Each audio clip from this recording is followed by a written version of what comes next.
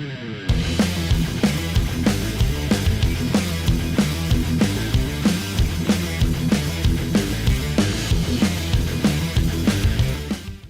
up, everyone? I'm Angelique from WSOU, and today I'm joined by Chuck from Simple Plan. Chuck, how are you doing? Hey, I'm good. Nice meeting you. Thank you for having me. Trust me, it is my pleasure. It's like my pleasure. All right, so Awesome. we're gonna just hop straight in. Your latest album, Harder Than It Looked, dropped May 6th, and I've been listening to it all day. I've been listening to it all month, really. And for me, it feels like very reminiscent of your very first album, No Pads, No Helmets. And was this kind of on purpose? I would say that, yeah, it kind of was. I think the idea for us was really to return to our roots, kind of make a classic Simple Plan album that our fans and us would really, really love. And I think the idea was really to try to find all the elements and all the ingredients that make a Simple Plan album a great Simple Plan album, and kind of mix it all together and try to come up with a modern version of the quintessential Simple Plan sound and make that work for 2022. And so it's challenging because, you know, even if you do a fast, tons of energy kind of song, and you know, it can be okay, all right, you have all the ingredients, but it just doesn't connect. It doesn't have that magic. So we just kept going at it and writing songs until we felt we had 10 songs that would really represent the essence of this band, what we really stand for, what we love about being in this band, and what our fans truly appreciate about us. And I think with these songs, I feel super confident. I mean, so far the feedback has been incredible from the fans, and I'm just really proud of it. I think it's exactly what we wanted to make, and I'm just excited for people to hear it. Yeah, I really felt like I said, it felt so much like going back to that first album. And so I know you said that like you wanted to go back and like create a classic Simple Plan album, but I feel like in a way the song also represents how much the band has grown in the 20-ish years since that first album. Yeah, I mean, exactly. I feel like when you make something like No Pads, No Helmets, you know, or even like our second album, Still Not Getting Any. I mean, we were 19, we were 20, 22. You know, it's a different moment in our lives, and we had different problems in our lives or things to deal with. And you know, now you fast forward almost 20 years. You know, it's interesting. I feel like um, a lot of who we are and how we perceive ourselves has stayed the same.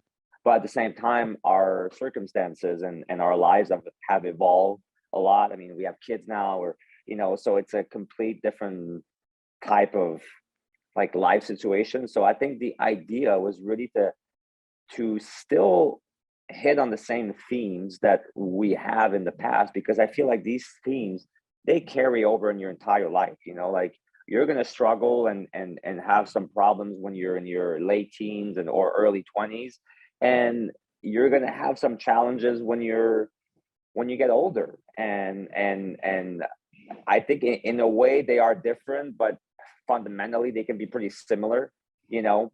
And I think that's what you hear on the record. Like, it's like we're trying to write the more, and I hate that word and I don't want to use it, but the more, maybe more mature version of a Simple Plan album. But I think it's more like, it's never been about being juvenile or mature for us. It's always been about being ourselves. So now we're in a different spot. We're, you know, and we try to reflect that in the lyrics, in the songs, in the emotions that you get when you hear it. But we want it to be relatable for somebody our age, but also for somebody that's way younger and that's dealing with his own set of um, of problems. And I think the key that we realize is the more honest you are, and the most open and forthcoming you are. And it's kind of counterintuitive, but the more you do that, the more people can connect with it, even though the reality might be a little different. Because I think people can perceive the honesty and the realness. And that's really what we try to do with this record, with songs like Anxiety and Iconic and I mean, The Antidote and all that. It's just kind of like just opening up our hearts and our lives and kind of sharing it with people and hoping that that connects with their lives. And so far, it really seems like the fans are finding something that really resonates with them with the music, you know?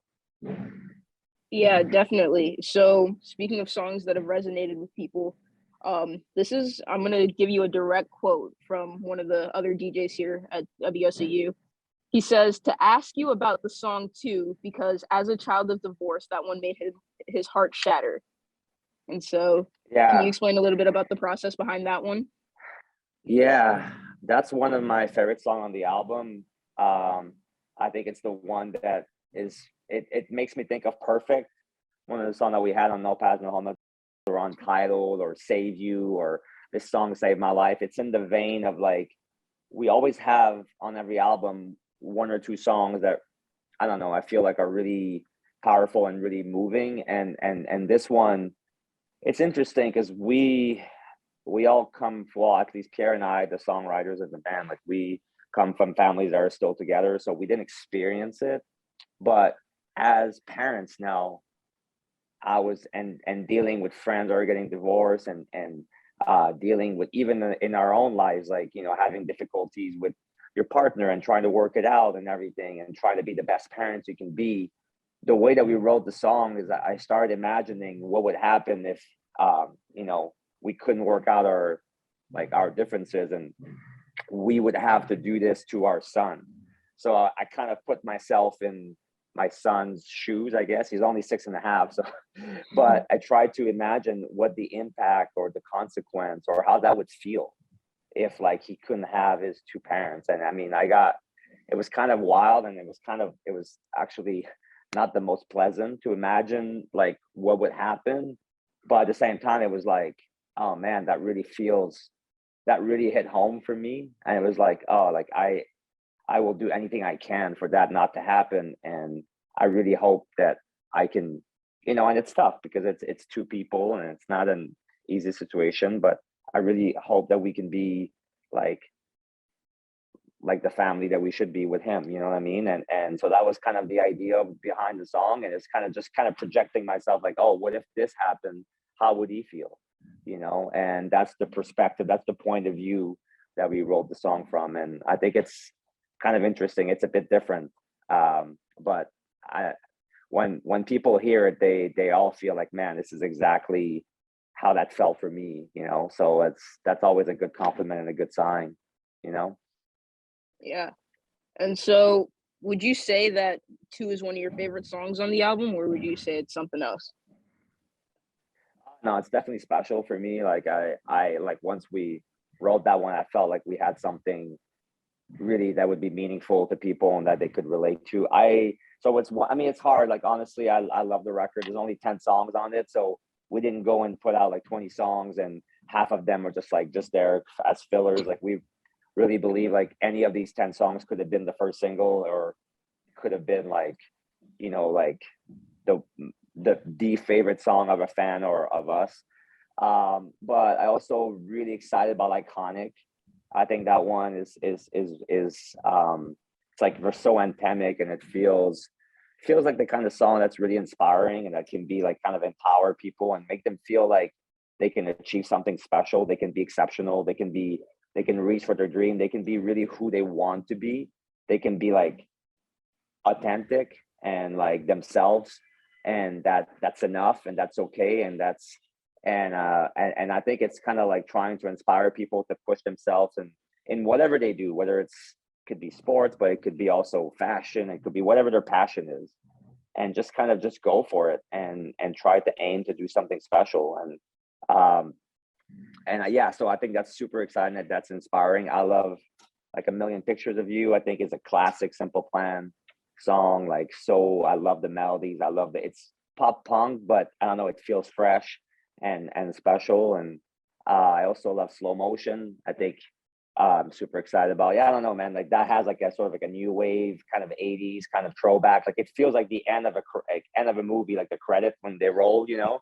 Yeah. And I love that. I mean, that's kind of how we wrote it, you know, like there's a bunch of like cool movie references in the lyrics. And so yeah, I don't know, man. I'm super excited about the whole thing. And yeah, I can't wait for more people to hear it. It just came out last week, so it's still like in the discovery phase for a lot of people. So yeah, it's fun. It's a good time for us. Yeah, I'll be honest, Iconic's one of my favorite ones because you dropped the album, like you said, just over a week ago. And then like right now I'm getting ready to graduate. I'm trying to find a job and I'm like, this is so hard. And it's just like Right? gotta Yeah. stick with it. Yeah, you gotta. And it's just like it's all about just being resilient. And it's it's tough out there for young people like you that are in this position. It's never been, I feel in a way it's never been harder with the pandemic that just hit. And it's just been, I mean, first of all, congratulations on being able to graduate throughout all that. I mean, it's been so much disruptive stuff happening. So yeah, I think hopefully the song can make people feel like, you know what, like all this stuff, all this hard stuff that's happening, yeah, it's tough in this moment, but it's gonna pass. And when I look back, all this stuff is gonna feel like it made me a stronger person and made me more resilient, and it made me who I am, today, like in the future. And I think that's hopefully that song creates that feeling when you hear it. Yeah, But you'll well be all right. You're gonna it you're definitely gonna do does. great. All right, thank Amazing. you. So glad to Thank hear that. you. All right. And so, this is you guys' first record not being signed to Atlantic slash Lava, which was subsidiary of Atlantic. So but you guys didn't resign, you guys didn't sign with anyone else. Is there a reason you chose to like go the self-released path? Well, I mean, first of all, I just want to say it was an incredible almost 19 years or 18 years or 20 years, I think, even with Atlantic. They were great. We did some amazing things together, and I mean, it was a dream come true to sell millions of albums and go around the world and do everything that we've done. But at this stage in our career, and with the way that the industry is changing and evolving, we felt like it was time for us to kind of step into this new role and really take full control of our own destiny and kind of own our masters for the first time and really be in a different position than before. And I can confirm it's a lot harder and more work than I ever thought it would be. But it's also been really exciting. We just feel like this is like we've self-financed this whole record and we did it all ourselves. And there's a lot of pride that comes with that. It feels like it's the next chapter for artists, in 2022. Like I think a lot of young artists are even going to go straight into that kind of path, because I think it's quite different now. Like the whole distribution thing is completely changed, and it used to be about having all the physical products all around the world, and that's not really the case. And I mean, look, at the end of the day, there's arguments for both sides. I think they're both valid paths, but for us at this time, it felt like with this one, we were confident that we had such a strong fan base around the world that they would be there and support us, and we wanted to know what it would be like to kind of do it on our own. And so we'll see how it goes, and we'll see what happens with the next album. Yeah, well, I think it's gonna work out for you guys, especially you mentioned that strong fan base, and so that kind of like tiptoes into my next question. Band's been around 20 plus years now, and same with no pads, no helmets. But I feel like every like 2 or 3 years, there's a whole new generation of people who discover no pads, no helmets, and Simple Plan. So why do you think that your music has such like staying power? Why you guys just like keep getting fans younger and younger as time goes on? Because we're great. besides uh, that. yeah, no, I'm joking. I think, well, it's a complicated answer, but I'll try to sum it up. But I think, first of all, the style of music, I think there's always been something very timeless about this kind of music in general, like the energy, the honesty of it. When you hear it's so catchy, but at the same time, there's more to it. There's more depth than people realize, that the outside people that are looking in that don't really know the style realize. Like there's so much. It hits home. It gets you emotional. It gets you thinking. It's inspiring. It's not just fluffy. It's not just catchy. But there's a whole deeper meaning to it, and for lots of bands and lots of songs in the kind of pop punk world, and I think for us, so that's on a broader sense. I think the style, like now that there's a big resurgence that's happening with Machine Gun Kelly and Willow and all these artists that are embracing pop punk and these new generation of bands. So I think that's also helping. There's always new bands coming in, so that's part of it.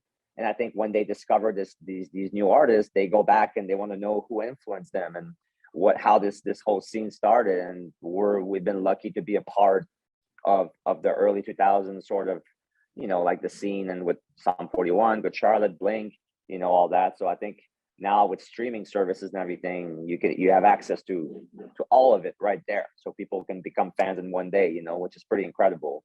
And I think on a more, like, if you talk about our band more specifically, I think the key has been, there's a few things that come to mind. But first of all, we never took any like hiatus or anything. We always just kept playing and touring, and we kept putting out records. And I think we've always kept our priority on the songs. And the song is the key in any career. And as I realize with 20 years, and if you have a song that connects, and you have a song, or I would say multiple songs that really hit home, people will stay with you. They want to, a song can have an impact, and it makes people want to feel that feeling again and hear it again, come to a show and relive some special moments in their life, or go back in time. So there's always that. But even with the new album, is to keep the work ethic and the bar for your songs and your album as high as you can. And it's hard when you get older and you have more priorities. It's not just a band anymore. So it's hard to make a good album and to spend the amount of time that's needed to make something special. And I think that the one thing I'm proud of is that we don't put out a lot of albums. We take a lot of time to make them, but when they come out, they always feel, at least to us, like they're the best work we've ever done. And I think that's been one of the key. And I would say the last thing is the relationship with the fans, being nice and kind to our fans and making them feel like they're part of this. It's not just us above them, but it's all of us together at the same level, really connecting with them, talking with them, being accessible, being on, and now with social media, like sharing and being respectful and not taking it for granted, and being grateful for what they've given us. I think that's been the key for us. Awesome. Love to hear it. It's like, trust me, you've given us more than we could ever give you guys. I appreciate that. These and albums. You know what's crazy? We hear that a lot from people that we meet at the shows and on social media now, and with the messages that we get and the comments and everything. And sometimes it's hard to believe in a way that we have that kind of impact, but I mean, we literally hear it every day. So at some point you just kind of go like, well, I guess the music did play a role in people's lives, and it's been important for a lot of people. So I mean, that's the best compliment you can get. And yeah, it's been I think we're very privileged that we've been able to be a part of people's lives like that, and we don't ever take it for granted. Yeah, this music shaped my entire life from the second I was old enough to stop listening to whatever my parents were listening to. Oh, thank from you so much. Sixth grade to now, still constantly on repeat. Well, that really means a lot. Thank you so much. So, actually, it's not a couple years ago at this point, but a while ago, you guys founded the Simple Plan Foundation. And then recently, with the release of Wake Me Up, you guys decided that, the funds from that single would be donated to the Ukraine, and to help people out there with the war effort, and making sure that, they can still have all the things that they need while their country's being torn to bits. So, you guys have donated, I think, well over $2 million at this point through the Simple Plan Foundation. And obviously now with the Ukraine efforts, why is it so important to you guys to have all these charitable efforts and stuff? Because, not a lot of big names do. Yeah. Well, I think it's been important because I think it goes back to how you're raised and the kind of values you have, and what has been like instilled in us from our families, and the kind of person that we want to be. And I think the idea for the foundation came from my dad. Actually, he was talking to me, and we were on our second album, and the first one had done, well. We had sold like 3 million albums, and we were just about to start a big arena tour in Canada, and it was our first time headlining arenas. And he's like, "Man, you guys, things are amazing. Congratulations. I'm super proud of you. But I want you to think of like, what kind of band do you want to be? Do you want to be just, and how do you want to be like, how do you want people to remember your band? And what kind of legacy do you want to leave? Like, do you just want people to think, oh, okay, you had great success and you sold a lot of albums and you sold tickets, and or do you want to go further and try to have a true, like tangible impact on people's lives?" And obviously, when I was like, "Oh well, would love to have more of an impact," and he suggested the idea of starting a foundation, and yeah, I just felt like this. It felt like um, it was the perfect thing that we wanted to do, to try to be more than just a rock band. We wanted to try to have an impact in our community and try to use our platform to do positive things. So we started it, and at first it started small, but it was a simple idea. Like, every ticket that we're going to sell, we're going to give $1 away to um, to our foundation, so we can help out young people in need. And one of the reasons why we felt it was important is because, again, we started getting all these letters from people. Like, back in the day, it was actual like real letters, and they would come to my dad's office because we didn't have a PO box or anything. So we give him that address, and he would go, and at first it was a few little bags, and then it started to be like these crazy gigantic bags, and he would open them and he would see just how much the music was helping people, and how much music was a lifeline for these people, for so many fans, how it was their lives were really challenging, and how they were using the songs um to kind of find help, And he was like, "You guys should, it's great that you do music for these people, but you should try to do something more tangible, more direct." And that's how we started the foundation. And we're still doing it today on this store. There's still $1 on every ticket that's going to a charitable organization. And it's been a big part of the DNA of the band and who we are. And we're going to keep doing it until we're not a band anymore, hopefully for a long time. Also, like, wow, this is nerve-wracking for me. Like I said, I'm a huge fan, so like this is awesome. But all right, so one of my next questions is, I should have asked this one earlier, I guess, but you guys have made a lot of music that's impacted a lot of people. What would you say that your favorite song all time is? You got 6 albums out, you got songs that aren't on albums, you got live albums. Right. Like, Huh. Wow. if you can't pick just That's one, top 3 to 5. Well, I'll tell you what, here's what I'll do. I'll pick one per album.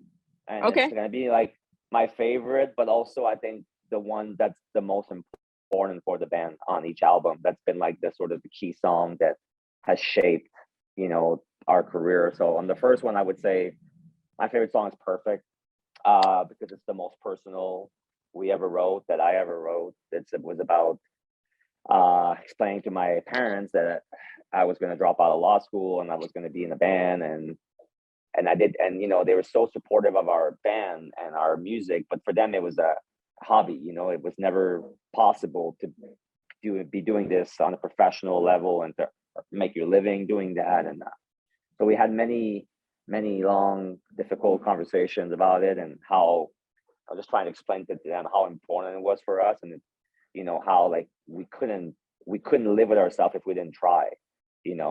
And I said, like, hey, law school will still be there in 5 years if I don't make it, but this chance not going to be there.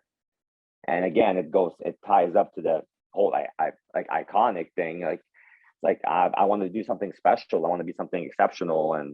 And they gave us a shot. They said, okay, and then we wrote Perfect one night, literally after we had a tough conversation. And I was so frustrated. I was like, oh man, I wish they could understand.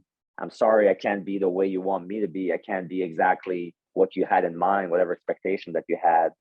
And that's kind of how it came out. And Pierre and I wrote it, but it came from that sentiment of just having that conversation, and so that's why I think it resonated so much with everybody around the world, because it truly was super personal, and I think people could feel it in the words.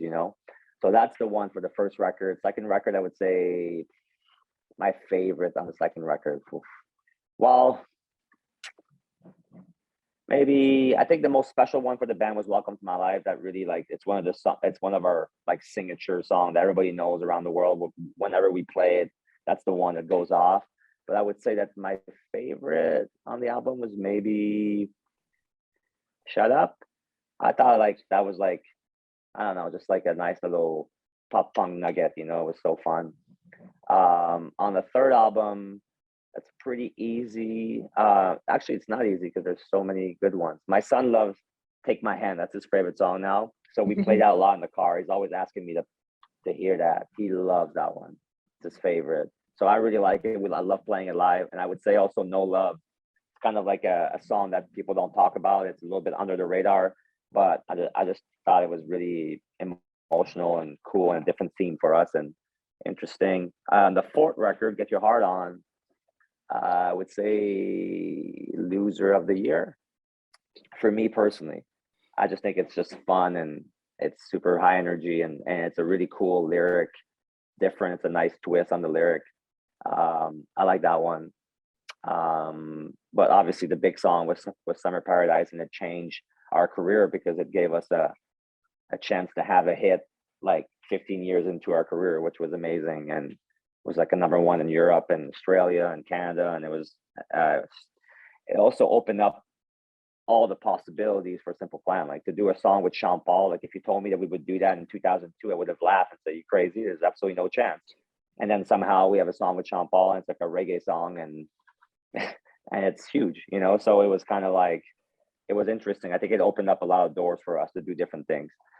Okay, I'm sorry, I'm taking a long time to answer that question, No, it's but okay. Take all the time on you the want. right, on the fifth album, I think I love "Opinion Overload."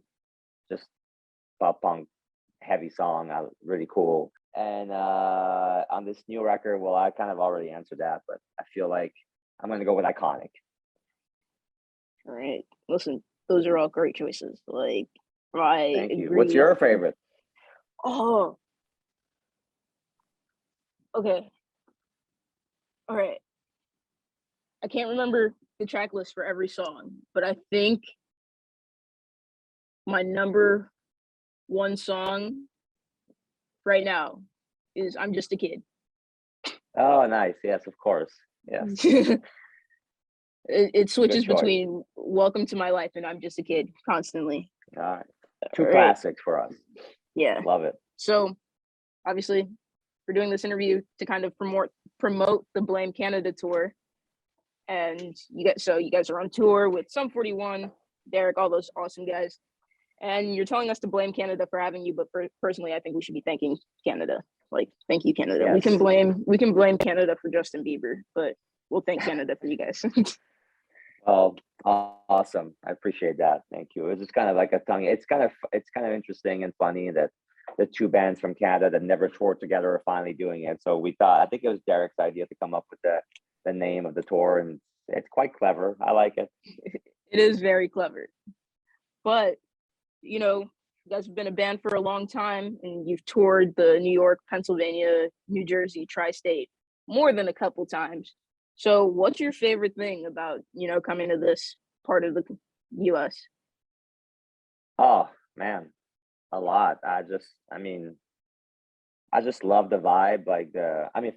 Well, first of all, the answer is that there's always been a really special connection with the band and this area. Like I think it starts from the fact that that's where we kind of primarily started touring in the early days, because we were from Montreal. So geographically, it made a lot of sense for us to be there. It was a lot easier to get to than California or, the West Coast, or even like down in Florida, whatever. So we were there a lot. We played a lot in New Jersey and New York. And it's really where we kind of started in the US. So I think that people were there, they were the first fans, and a lot of them are still with us. Like they saw us on our first tour with Sugar Ray college stores, like literally nobody knew us. Our record wasn't even out yet. And some people saw these shows and they keep coming back. They keep coming back to the shows now, which is incredible for me, like 20 years, 21 years later. So yeah, it's been, I think that has to do with it. And what else I mean, so the shows have been incredible since we started coming. So whenever we play in New York or in New Jersey, like the crowds are bigger and I mean, I want to say better, but I mean, absolutely awesome. The reaction is sick, and it's always a special. There's just something special about playing this area. There's, our label was there for almost 15 years, so these shows always had like this kind of like, and it's New York. Like there's journalists and media and you want to impress. It's like a special show, and I just love the city. I just love everything about it, everything around it, like Long Island, New Jersey, all these places. It's just a great vibe. And yeah, so just love coming back, especially like now. It was a bummer that we had to postpone the shows a few weekends ago, but we're coming back and in August. So I think it's even going to be even better. We're going to have even better weather and hopefully knock on wood. But yeah, these shows are going to be amazing. I can't wait. I think they're all like 99.9% sold out in Pier 17 and Ashbury Park. So it's going to be really fun.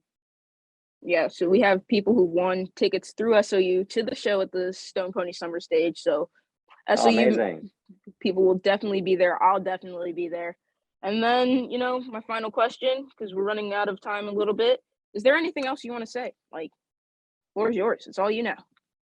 Oh, well, first of all, I just want to say, thanks for all the kind words throughout this whole interview. It was so pleasant to talk to you, and I really appreciate it. And I just want to say to everybody out there, just, hey, thank you so much for giving us the opportunity to do what we love the most in the world. Like we've been so blessed, we've been so fortunate to be able to do this, to keep doing this. And that's as much as like, yeah, we've put in a lot of effort and time and energy into this. And I think that we realize more and more with the years that go by that there's an element of luck that with all of this. And, we got lucky that we were able to do this on at the level that we're doing it. But really, more than hard work or luck, it's really about the people's support. So we've been lucky that people have supported this band and have given us so much. So we're just really grateful. So thank you, and hopefully you guys can check out the new album and come to the shows. And we're looking forward to having you. All right. Well, thank you so much, Chuck. It's been like an absolute pleasure to be able to sit and spend this time with you. My pleasure. Thank you so much. Have a great day. Cheers. You too.